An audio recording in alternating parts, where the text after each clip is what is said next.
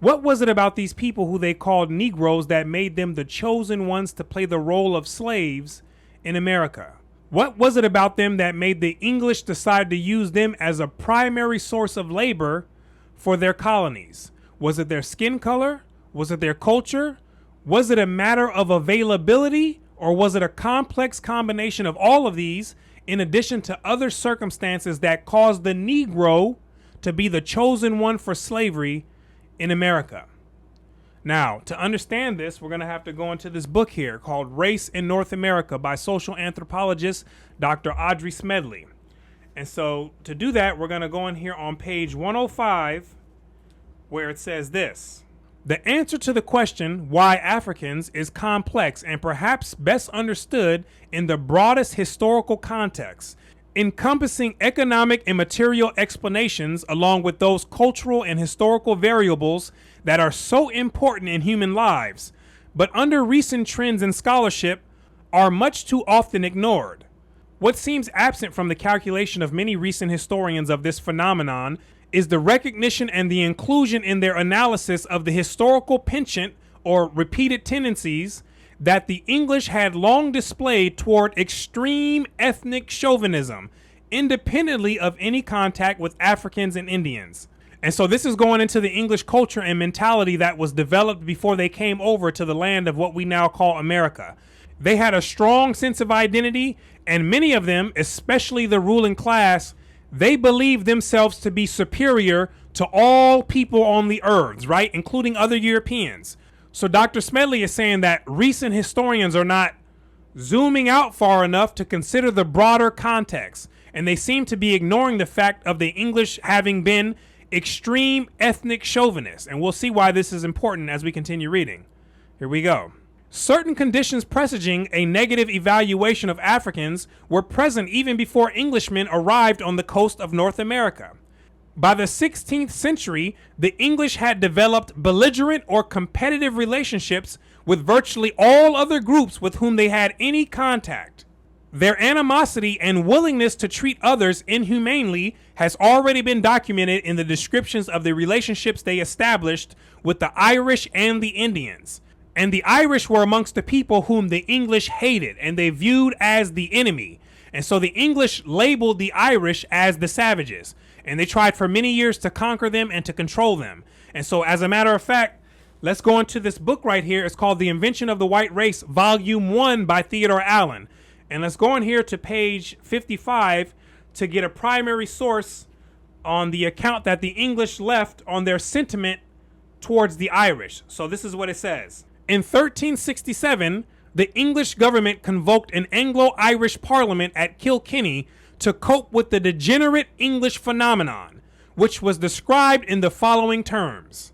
Now, many of the English of the said land, forsaking the English language, fashion, mode of writing, laws, and usages, live and govern themselves according to the manners, fashion, and language of the Irish enemies, and have also made diverse marriages and alliances between themselves and the Irish enemies aforesaid. And so these were the English people living in Ireland and being converted into the ways of the Irish. And they were taking on the Irish ideas, customs, and mannerisms, right? And the English rulers, they didn't like this because they viewed the wild Irish as the enemies, just like it just mentioned.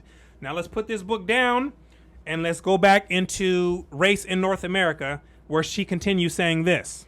Even before the established settlements in the New World, the English had developed a view of the world composed of unequal groups, at the bottom of which were the savages. And so these were the ideas in the mind of the English before they came to America. They already had a concept of what a savage was, which they applied to the Irish. And basically a savage was anyone who didn't have customs and a culture that was similar to what the English had, right?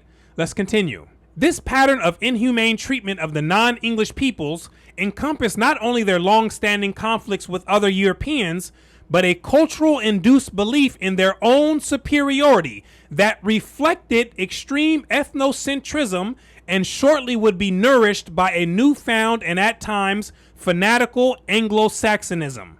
What seems strange is that most Englishmen did not immediately identify the Africans as wild men or savages. It was not until the 18th century, at least in the written record, that widespread English attitudes towards Africans mirrored popular evaluations and stereotypes of Irishmen and Indians. The same negative language and anti-primitivistic characteristics of savagery that had been used to refer to the Irish and Indians were then widely applied to Africans and greatly amplified in the next century, when they began to ramp things up and conceive all types of ideas to make the Negro consciousness fall to the very bottom of the pit. Let's continue. Then this is the broader context in which we must look for answers explaining English attitudes towards the Africans and their offspring.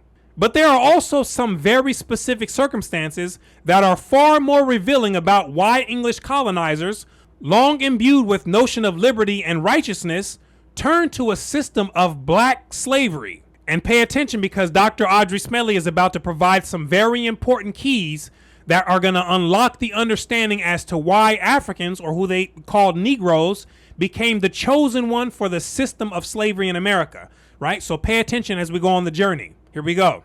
Consider the circumstances of English expansion. And she's talking about the English expanding their territories, and specifically expanding into the North American territories. Let's continue. Faced with an abundance of rich lands, what was lacking for the successful exploitation was the labor to fully cultivate or explore them for mineral or other forms of wealth. Now, what was the problem that the English faced?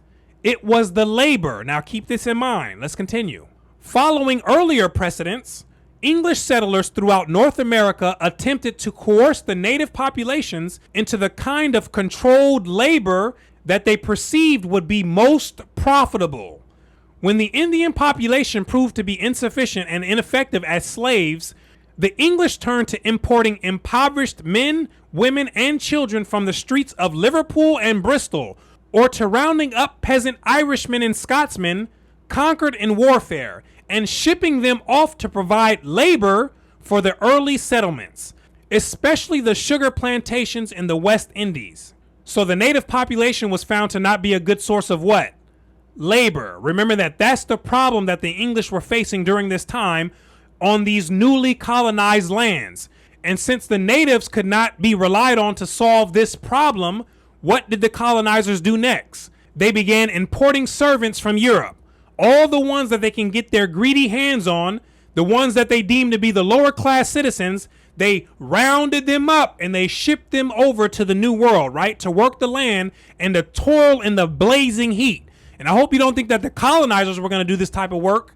They don't do this type of work, right? They do the intellectual work, the thinking work, and they create the environments to where the other people get out there and do all the physical work, right? Let's keep going.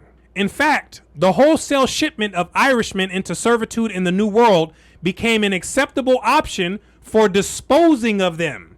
And in the English mind, what better way to use the people that they don't like than to ship them off to work in the foreign lands, right?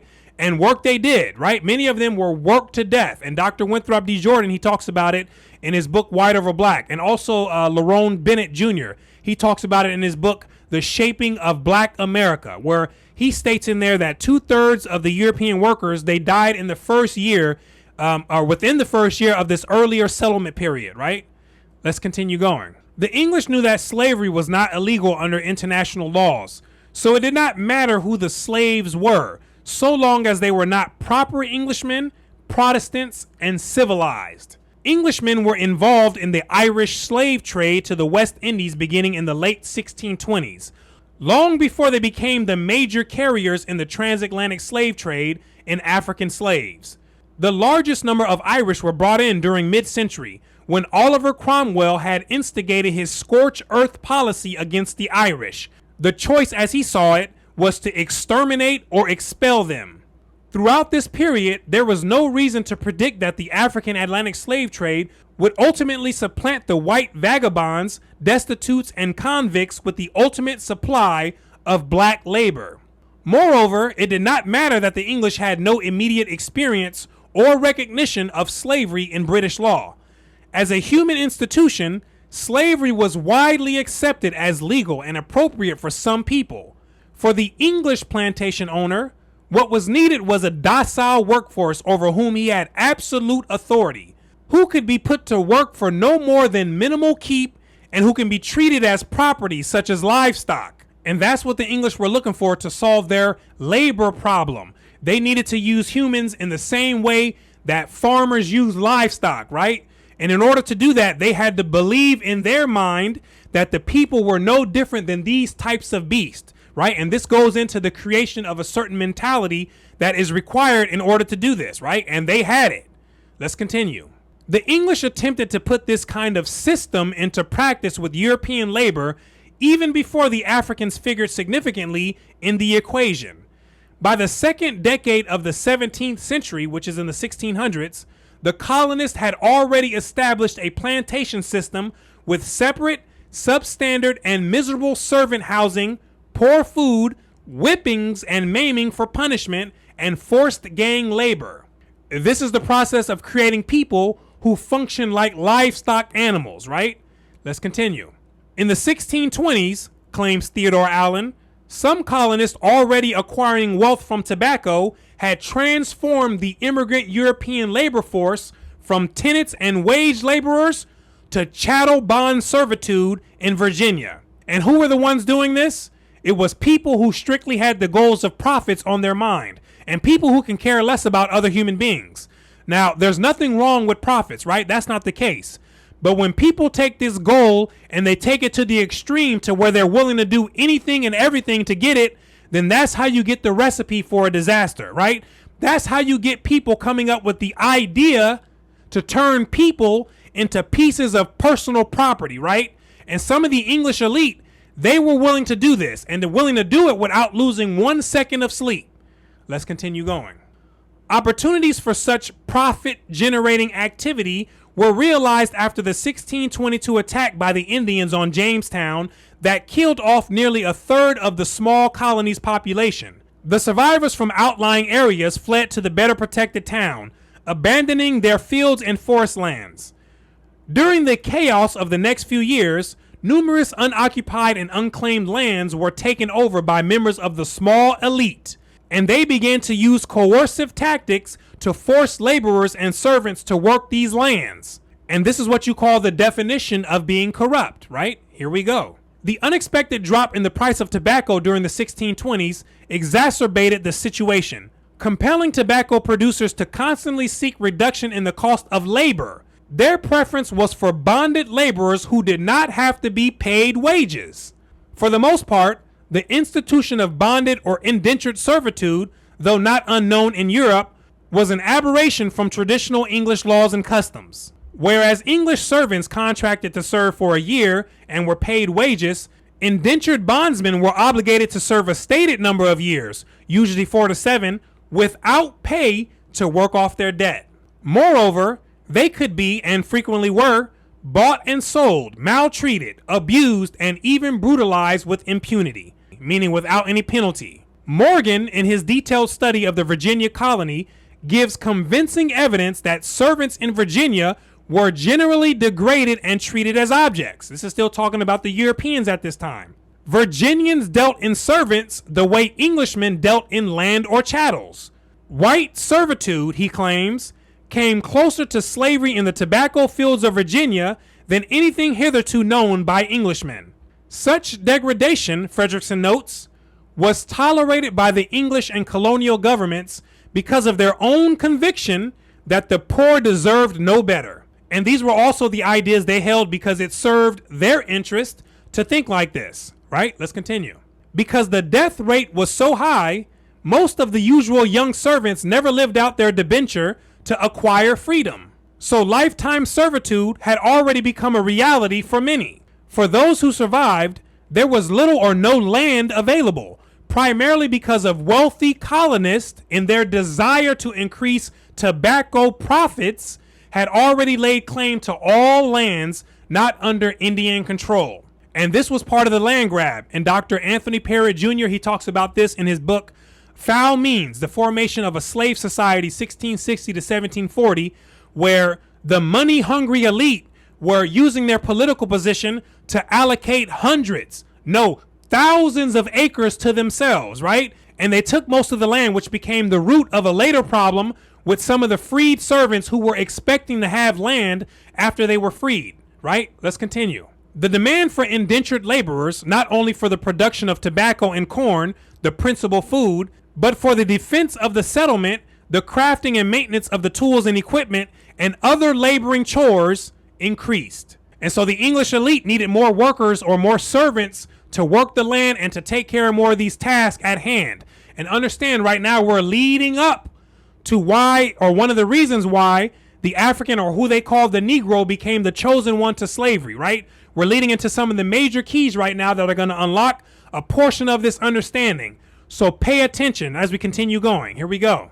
England, with a surplus of labor during the first half of the 17th century, which is the 1600s, was anxious to siphon off the excess poor, convicts, vagabonds, captured Irish, and homeless Scots and English to the colonies. One of Allen's major theses is that this turning to heavy usage of bond labor, which he calls chattelization of English plantation labor, constituted an essential precondition of the emergence of the subsequent lifetime chattel bond servitude imposed upon African American laborers. And so Theodore Allen is saying that the English experiments with these earlier European servants, this is what set the stage for the next level, or it gave the example for the next level of transformation of the Negro into a piece of chattel property, right? Which is an idea. It's an idea that people believe in, and it becomes a reality, right? Understand that.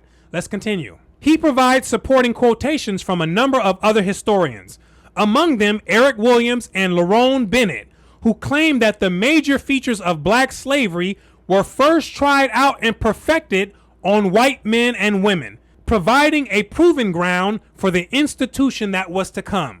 Now look at that. Thousands of people were conscripted or forced into this labor system. By mid-century, more and more were living longer and becoming freed men and women, and this soon became a problem. Freed men demanded land and other prerequisites of their free status. They wanted to find out where the land was at, right? Where is all this land at?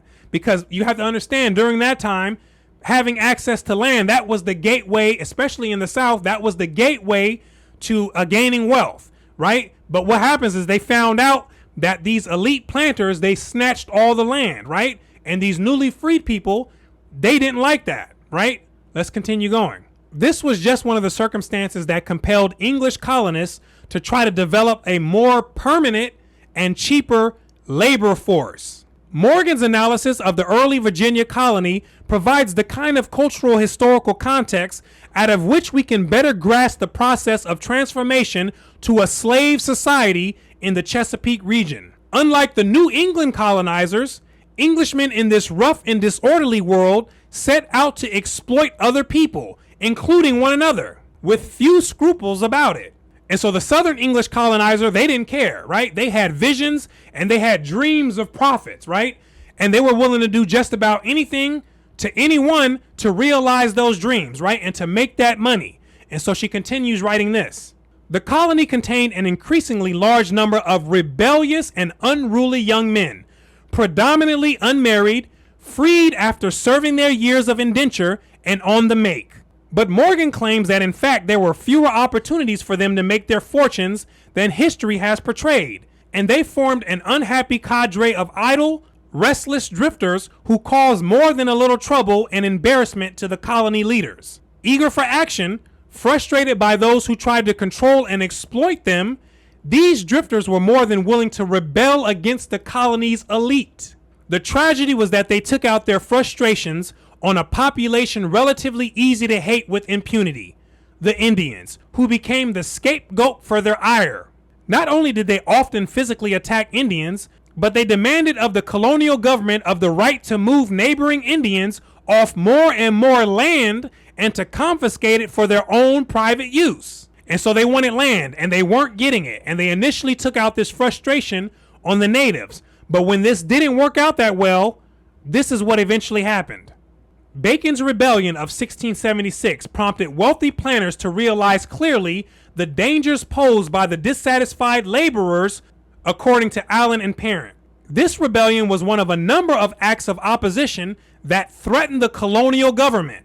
Although originating in the anti-Indian agitation during the winter of 1675 through 1676, part of the significance of the rebellion lay in Nathaniel Bacon's leadership of certain county planners in opposition to the policies of the governor, William Berkeley. And Governor William Berkeley refused Bacon's request to drive out of the natives in Virginia. And this is what happened next. With hundreds of volunteer militia attacking Indians and internal disputes within the wealthy planter and ruling classes, by May 1776, there was a complete breakdown of law and order. And so the society was beginning to crumble and chaos ensued, right? Here we go. The rebels turned their grievances against the government because of the perceived corruption, abuses of power, and imposition of unfair taxes. And so they had enough of the foolishness and the foolery and the baboonery. And instead of continuing to attack the native tribes, they turned their attention to these elite people and these corrupt leaders, right? Who were stealing all the land and they were unfairly taxing all the people, right? Here we go. Various factions demanded more equitable distribution of land, less focus on the monoculture of tobacco, greater land and resources for cattle ranges, and into the patronage system that dominated the fur trade, and a host of other measures. Among the strongest demands was freedom from the kind of chattel servitude that oppressed the servant class. In 1676, bond laborers began to join the rebellion in masses, which was made up of both Negroes and European members. And this is what they did. In September, they burned Jamestown to the ground. Right? They flamed it and they cooked Jamestown until it was extra crispy. Here we go. What most frightened planters was that the rebellion brought together several thousand poor, working class men and women, the majority of the colony's population, including both white and black servants. Now here's the key. The problem that frightened this elite class was that a large group of rebels, it consisted of members from the slave and the lower labor class, right? Which demonstrated to the elite group that these people had an ability to unite together for a common cause. And that common cause was to dethrone this elite group of people and the system that they were setting up, right? Which was obviously problematic in the eyes of this elite group, right? Let's continue. It was this threat to the system of bond servitude that engaged the planters and their supporters in responding to the rebellion. Meaning that they identified the problem and they got together with other people for the support of finding a solution. And can you guess what the solution was? In a bit, we're going to go over it and find out. So pay attention. Production in the tobacco industry required a servile and disciplined labor force. And now this labor force virtually ceased to exist. With bond laborers deserting and joining the rebel forces, all social order broke down. When the British sent an expedition to put down the rebellion, its leader, Captain Thomas Grantham, had to promise freedom to the bond laborers, about 400 English and Negroes, who constituted the rebel army. Now this was in 1676, and what did the captain refer to them as? 400 English and Negroes, right? Not white people. They were called English. The transformation had not taken place yet. But this event of the Negroes and the English joining together is one of the events that triggered this transformation of turning the English into white people, right? Now here we go. The significance of this, says Allen, is that 128 years before William Lloyd Garrison was born, laboring class African Americans and European Americans fought side by side for the abolition of slavery. In doing so, they provided the supreme proof that the white race did not then exist. And again, this is 1676. Where there was no legal recognition of anyone called white people at that time, right? They were called English. And when did this legal recognition take place? In 1681, in a Maryland law, right? That's when it started clicking in the mind of the English ruling class, right? That they needed to improve the social control strategy that they had. Now let's continue. The rebellion dissipated. Some say it was put down, having been weakened by the death of Bacon. But the royal commissioners sent out by the British government noted that the population at large was sullen and obstinate, and that the vast majority had supported the rebellion. Social stability had not yet been achieved. As late as 1698, the governor of Maryland reported that nearly 400 bond laborers, mostly from Africa, had arrived, as well as 600 or 700 bond laborers from Europe, chiefly Irish. He feared that if that trend were to continue, the two groups might join forces in both Virginia and Maryland and make great disturbances, if not a rebellion. And that's what he feared, right? He didn't want these two people to join together and rise up because they were rising up against them. And that's not what they wanted. And that's not the reason why they brought them over to the colonies. They brought them over to the colonies to labor the land, right? Not to rise up and to rebel, right? So something had to be done about this. Let's continue. Such fear was expressed on other occasions, and Allen believes that it lay at the heart of the conscious decision to develop a stratagem for social control that would also ensure the presence of sufficient bond laborers to promote the production of tobacco and other goods in increasing quantities, which is going into the entire purpose of creating the white race, right? Theodore Allen talks about it in his book, The Invention of the White Race, that the white race was being used as a social buffer between the slaves and the elite, right? The white working class, they were to act in this role of the buffer, right? The middleman, and provide some source of protection for the elite group, right? Because the social structure before that time was basically the small elite group managing these large group of workers, right? With no real middle zone or buffer to protect them. So the white race was used like pawns in the game to fulfill the role of this middle buffer zone, right? Let's continue. At the end of the rebellion, the planters were greatly strengthened, especially when armed ships from England arrived. Now the colony's leaders could restore the masses of rebellious workers who were continuing to plunder and loot to their proper places, which is at the bottom. Now watch this. The answer to many of the problems came increasingly to be seen as permanent black slavery. The defeat of Bacon's rebellion, says Allen, cleared the way for the establishment of the system of lifetime hereditary chattel bond servitude, which means the Negro serves and then the children and the children's children serve too. That's hereditary lifetime servitude, right? Here we go. But this was not the sole cause of the changes that were to come. Several developments, perhaps unanticipated, led to the growing preference for Africans as laborers and indeed to the fashioning of the institution of slavery for Africans only. In the West Indies, as well as on the mainland, quite early in the contact period, Europeans began to realize that the native populations were a poor source of potential labor. For one thing, the Indians had little or no immunity to the old world diseases that Europeans brought with them. Ordinary children's diseases and respiratory infections from the common cold to tuberculosis had a fatal impact on the indigenous populations, many of whom succumbed rapidly or became weakened to the point of incapacity. In fact, between disease and warfare, the Indian population was drastically reduced, and in some cases, particularly on the Caribbean islands, eliminated entirely.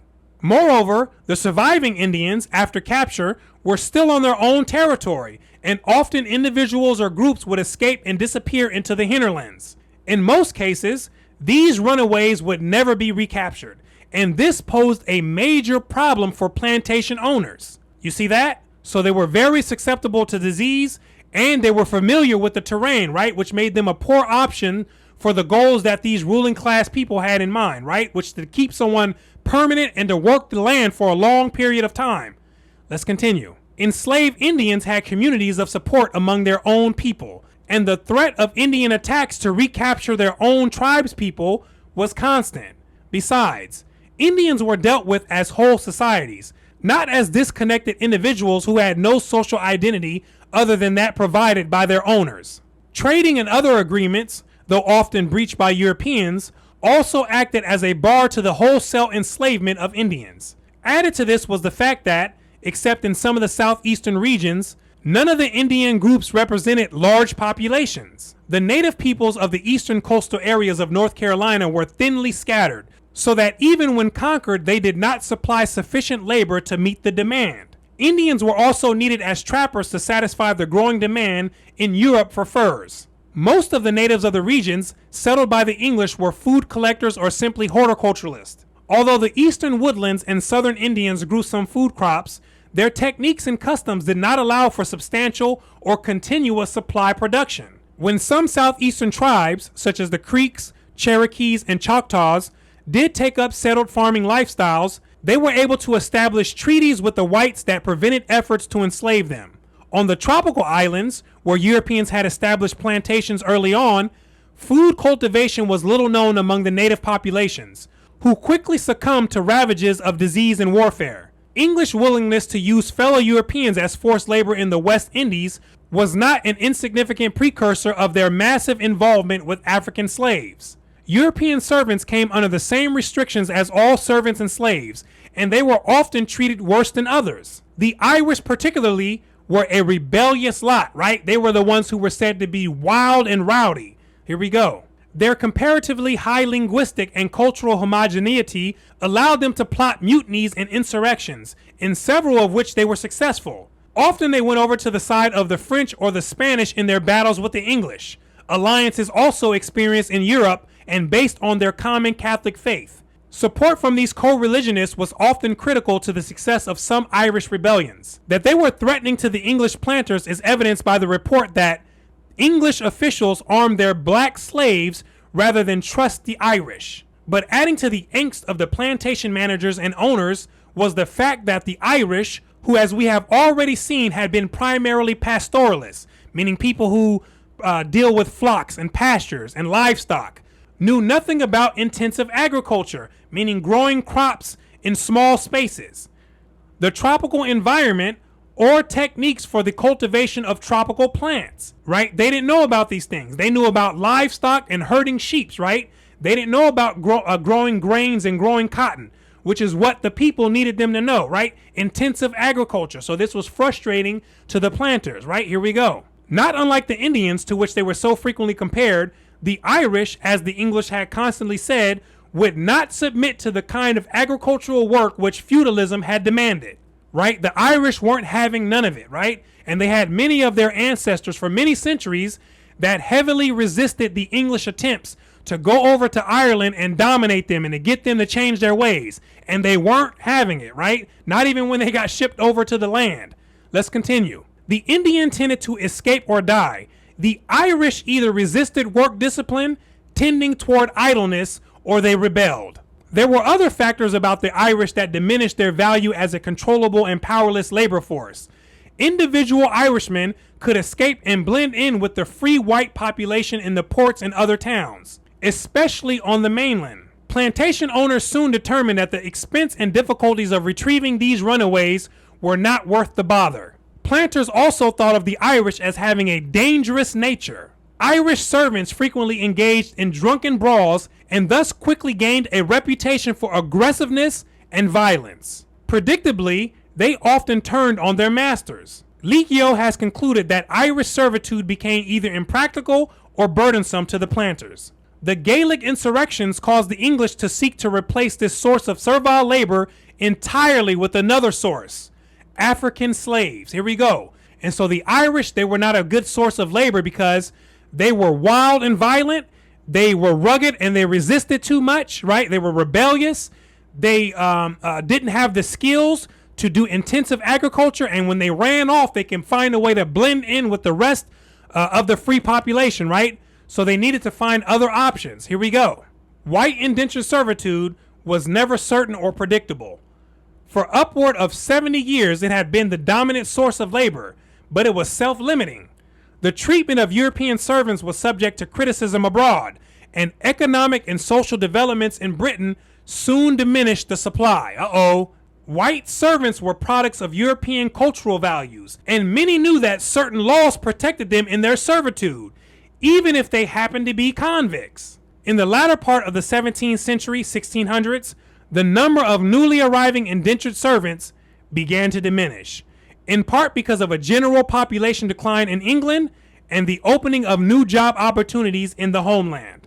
They were never again significant as a labor pool in the exploitation of the colonies, either in the West Indies or on the mainland North America. The advantages of African labor over that of either the Indians or the Irish were very obvious to English plantation owners by the mid-17th century, as they had been earlier to the Spanish and Portuguese. The supply of African slaves increased to meet a growing demand for labor, and the cost to the planters of purchasing a slave for life soon fell below the cost of a European servant.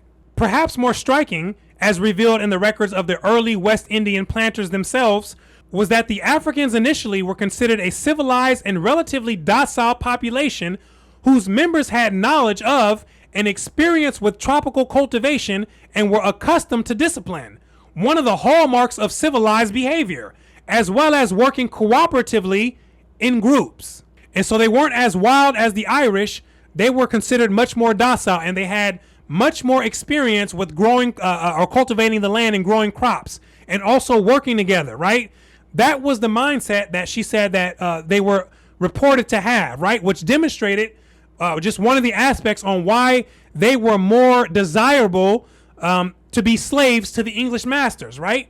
Here we go. Their knowledge of tropical agriculture alone made them desirable as workers. Africans had had experience of growing tobacco, corn, sugarcane, and cotton in their native lands. These crops were unknown in Europe, and the colonists soon realized that without Africans and the skills that they brought, their enterprises would fail.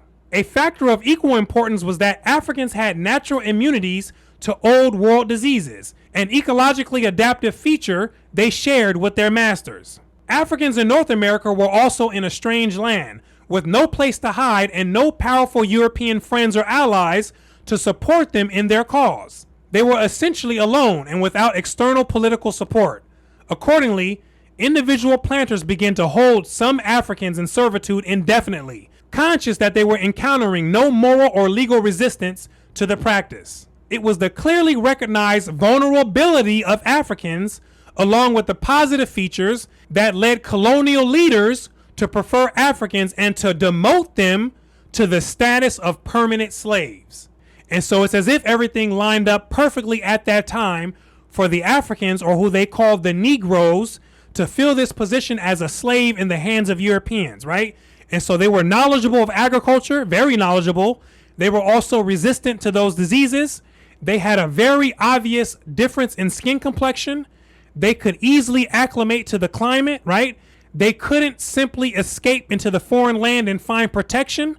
And there was a cheap supply of them, ready for sale, coming out of the hand of groups of African slave catchers, right? Understand. And when this is all considered and coupled together with the English ideas of establishing a slave society that is based on physical features, then it makes sense as to why the English would then choose to drag the Negro down into the pit, right, of permanent slavery. And when the hand is dealt in this manner and the pieces of the puzzle fit together so well, then we know that we're working with the dealers of destiny and the forces of fate. And the fate of Negro consciousness is to rise out of the pit and evolve into an advanced new consciousness, right? And this is why the Negro was chosen to become the slave. And so hopefully this has given you some light so you can find your way on the path. And I want to thank you for watching all the way into the end. My name is Brooklyn St. Michael, and I'll see you in the free world.